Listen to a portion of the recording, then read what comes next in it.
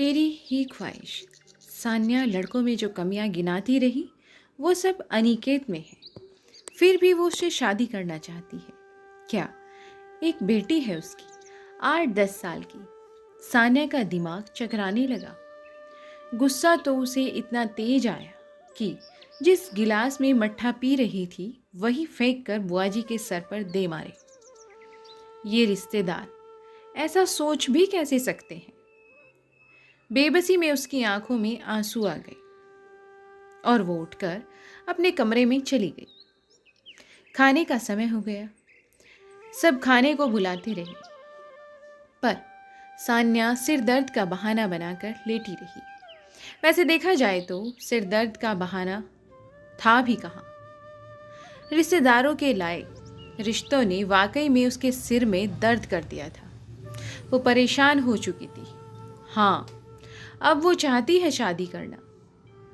उसका भी मन होता है कि कोई हो जो समराहों में उसका जोड़ा बनकर खड़ा हो,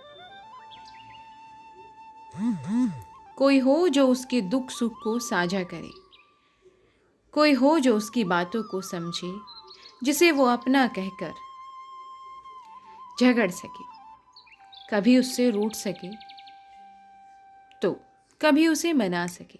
अब वो चाहती थी शादी करना।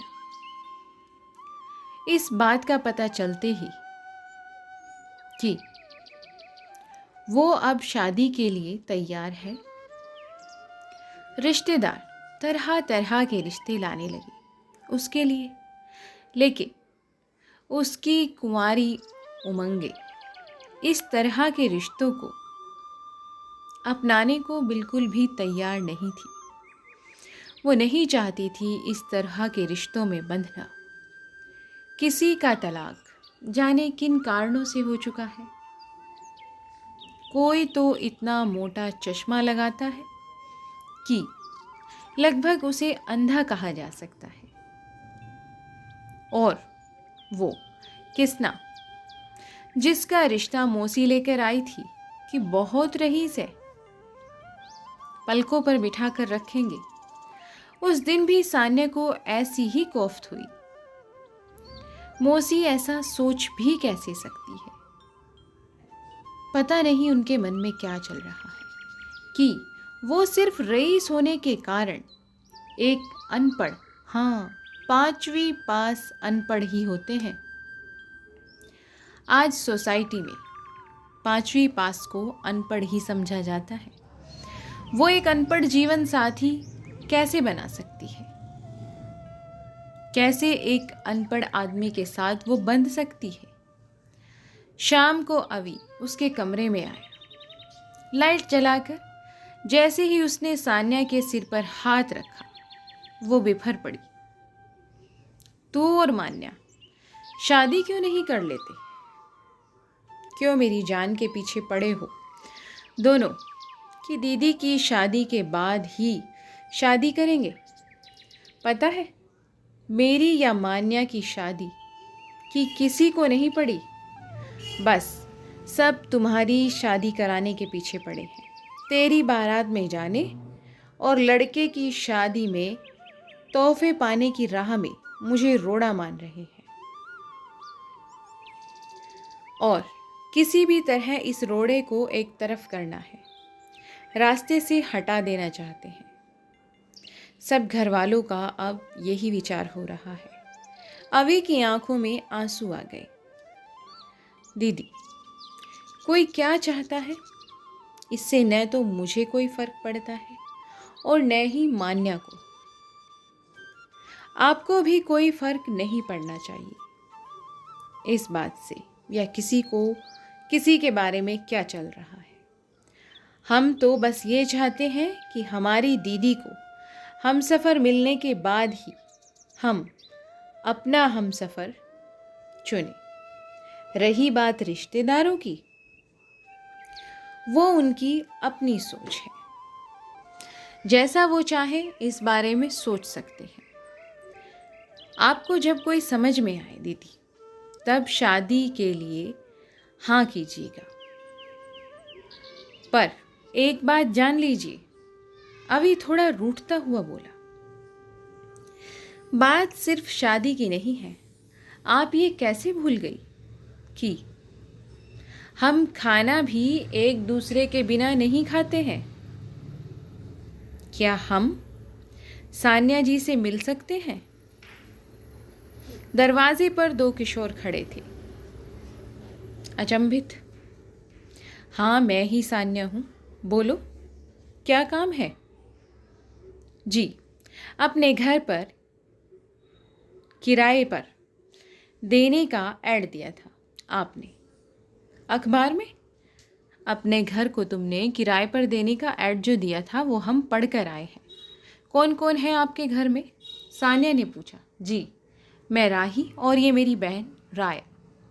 और पापा, हमें इतने बड़े परिवार को घर नहीं देना है, बस एक ही कमरा है। इतने बड़े परिवार के लिए तो वो काफ़ी नहीं है। जी, हम तो हॉस्टल में रहते हैं, यहाँ केवल हमारे पापा ही रहेंगे और एक कमरा तो उनके लिए काफ़ी है। तुम लोग अपने पापा के लिए घर क्यों ढूंढ रहे हो? सान्या को अब कुछ संदेह सा हो रहा था। जी, वो फिर तो लगभग 14-16 साल के किशोर कहें या बच्चे, दोनों ने ऐसा बतियाना शुरू किया कि जैसे बरसों बाद मिले हो और बरसों पुरानी कोई उनकी आपस में जान पहचान हो। अंत में सान्या के होठों पर मुस्कान आ ही गई। आज ऐसे ही देर हो गई थी। उस पर फिर चाची का फोन आ गया। सान्या हड़बड़ी में दौड़ते हुए फाइल को समेटते हुए निकली ही थी कि जोर से मिस्टर अनिकेत से टकरा गई। उफ, प्रॉब्लम क्या है आपकी?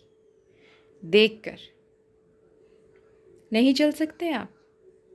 सान्या आदतन झल्लाई, बहुत तेज। जी, देखकर तो आप भी चल सकती थी, केवल मैं ही क्यों? कहते हुए वो तीर की तेजी से निकल गया और सान्या मुट्ठी भींचे रह गई, वहीं खड़ी की खड़ी। इस नए किराएदार ने ज्यादा झल्ला इंसान नहीं देखा मैंने, बिल्कुल भी नहीं। लल्लू, इडियट। इसका एग्रीमेंट पूरा होते ही मैं इसे जाने को कह दूंगी। कितने एजुकेटेड बच्चे थे और ये लगता नहीं उनका बाप है। सान्या कैब में बैठी बड़बड़ा ही रही थी। उसे कुछ उल्टा सीधा बोल रही थी उसके बारे में। क्या? मान्या का एक्सीडेंट? कहाँ? अच्छा, मैं पहुँचती हूँ।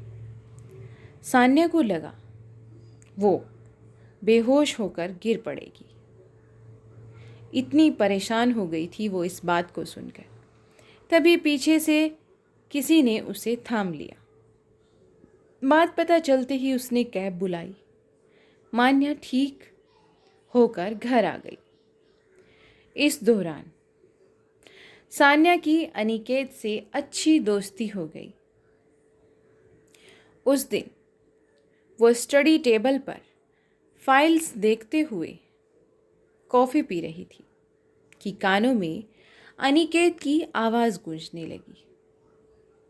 जी, क्या आप इस झल्ले एग्रीमेंट रेन्यू करेंगे इस झल्ले का? सान्या झेप गई। आपको कैसे मालूम कि मैंने ऐसा बोला था आपके बारे में? फिर तो दोनों की बातें चल निकली। अनिकेत की पत्नी इस छोटे शहर में उसके साथ रहने को कतई तैयार नहीं थी। बच्चों को बहुत पहले हॉस्टल में डालकर वो अपनी जिम्मेदारियों से पीछा छुड़ा चुकी थी। उसका सर्कल, आदतें, विचार, सब कुछ ही तो अनिकेत से अलग था। उसने तो अनिकेत के ट्रांसफ़र पर नौकरी छोड़कर अपने पिता का बिजनेस ज्वाइन कर लिया था। उसने अपने पति अनिकेत को भी अपने पिता के बिजनेस का ऑफर दिया था। सान्या के माता पिता भी जब डेथ हुई तो मान्या और अवी बहुत छोटे थे। उनको पालने के लिए उसने शादी नहीं की। जब दोनों सेटल हो गए तब तक उसे एहसास हुआ कि शायद शादी की अब उसकी उम्र निकल चुकी है। आज कोई रिश्ता ऐसा था जो सान्या को ठीक लग रहा था। उससे मिलने जाना था आज उसे। सान्या तैयार हो गई तो जाने क्यों दलान में खड़े होकर अनिकेत से नजरें टकरा गई। उसकी निगाहों में जाने क्या था। वो वहीं पर खड़ी होकर एकटक देखने लगी कि उसे संकोच हो रहा है। ऐसे देखने पर आपको वो लड़का कैसा लगा? एक दिन रात में छत पर टहलते हुए अनिकेत ने सान्या से पूछा, पर तभी उसे एहसास हुआ कि शायद उसने कोई गलती कर दी है। पर सान्या का मन खुलने का था। उसे जैसे कोई छोर मिल गया। कोई कमी नहीं है अनिकेत जी, पर जाने क्या, समझ से परे है। जाने क्या? अनिकेत जानने के लिए उत्सुक था। जाने तो वो मेरा हमसफ़र बन पाएगा भी या नहीं। आप कैसा हमसफ़र चाहती हैं? अनिकेत ने पूछ लिया सान्या से। सान्या कुछ देर तो चुप खड़ी रही। बताने को राजी थी भी और नहीं भी। मैं चाहती हूँ कि उससे बात करूँ तो बातें खत्म न हो। मैं चाहती हूँ कि उसे पाने के बाद मेरा मन तन्हा ना रहे। हम साथ मिलकर खाना बनाएं, टहलें, पार्टी में जाएं। कुल मिलाकर लगे कि मुझे कोई साथी मिल गया है। उसकी नौकरी यहाँ से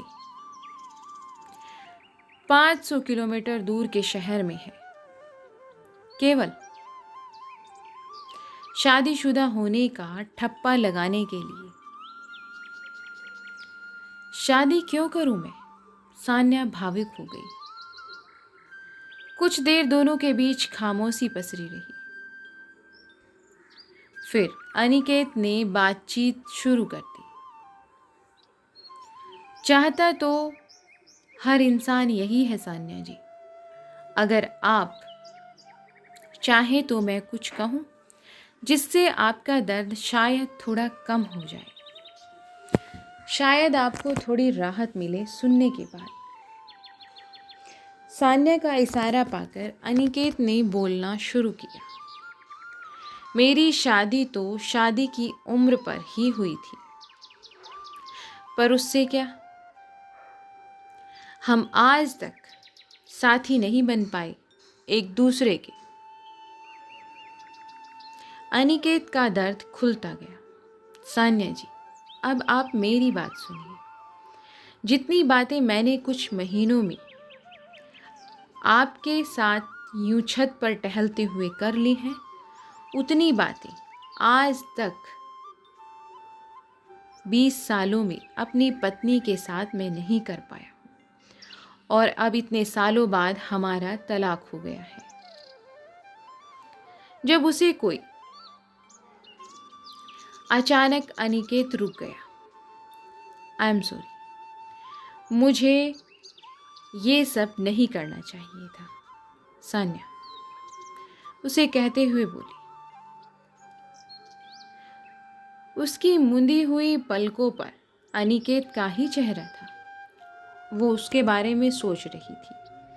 आज अनिकेत के जीवन का सच जानकर क्यों उसके मन में ऐसे ख्याल आ रहे हैं कि जैसे क्या उसे अनिकेत से कुछ लगाव है वो तो जीवन साथी के मामले में इतनी चूजी रही होगी, और जिन वजहों से वो लड़कों के लिए मना करती आई है,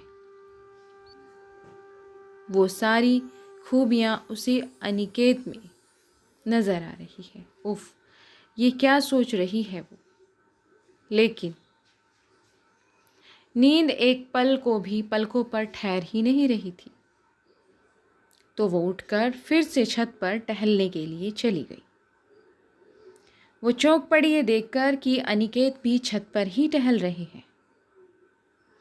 दोनों की आंखें एक दूसरे को एकटक देखने लगी। तब तक कुछ समझ पाते वो खामोशी को जी रहे थे। तभी अनिकेत के पॉकेट FM पर शुरू हुए प्रोग्राम में पहले गाने ने खामोशी को चीर दिया। प्यार किया नहीं जाता, हो जाता है, ये गाना उसके FM पर चल रहा था। दोस्तों, आपको ये कहानी कैसी लगी कमेंट्स में ज़रूर बताएं, और हाँ, प्लीज़ चैनल को सब्सक्राइब करना तो आप बिल्कुल भी मत भूलें। मिलते हैं ऐसी ही नई कहानियों और नए विचारों के साथ, तब तक के लिए धन्यवाद।